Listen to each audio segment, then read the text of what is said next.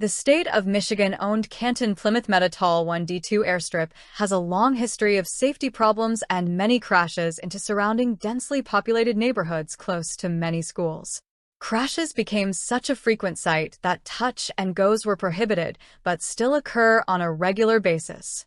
Things really got serious when a mid-air collision with 3 fatalities occurred over Plymouth Township, with wreckage raining down on homes. To placate the general public while MDOT was discussing purchasing the so-called 1D2 airstrip to preserve it for mankind, MDOT installed a complete radar system, totally unheard of for a tiny personal hobby, sport, recreational, social entertainment airstrip used by literally only a handful of people. The majority of people live elsewhere and have access to more appropriate airports near where they reside, and whose communities would never allow an airstrip like this in or anywhere near their neighborhoods and schools. You can't even build a new gas station. It's important to note that other more appropriate major airports are literally minutes away. There is absolutely no reason for the 1D2 airstrip to exist other than MDOT Aeronautics' unelected bureaucrats' overreach, abuse of power, and professional negligence, including bullying, deception, and lies and collusion with the Federal Aviation Administration that is publicly documented.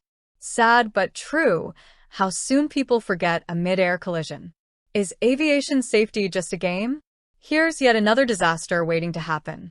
Manipulating avionics, transponders, and ADS-B and no radio seems to be standard operating procedure at 1D2 airstrip.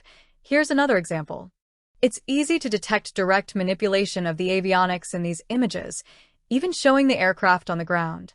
Seems like direct violations of FAA Program Order 2150.3C covering egregious conduct regarding transmitting inaccurate ADS-B information with the intent to deceive, or operating an aircraft without activated transponder or ADS-B out transmission, except as provided in 14 CFR Section 91.225F, for purposes of evading detection.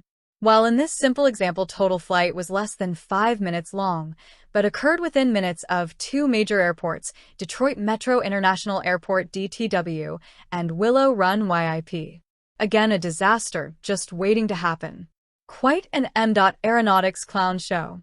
Do we have to wait for more fatalities to move so-called 1D2 aviation activities elsewhere?